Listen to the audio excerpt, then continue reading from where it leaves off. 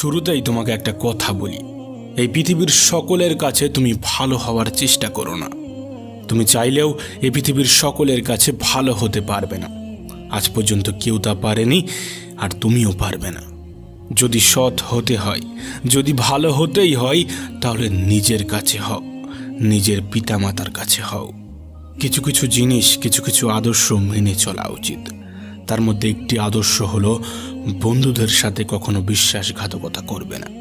শুধু তাই নয়, বিশ্বাসঘাতকের সাথেও কখনো বন্ধুত্ব করবে না। নিজের মধ্যে একটা জিনিস থাকা খুবই প্রয়োজন, খুবই জরুরি, আর তা হলো সৎ সাহস। যদি ভুলকে ভুল এবং ঠিককে ঠিক বলার সাহস তোমার মধ্যে না থাকে, তাহলে তোমার মধ্যে সৎ সাহস এবং ক্ষমতা কোনোটাই নেই।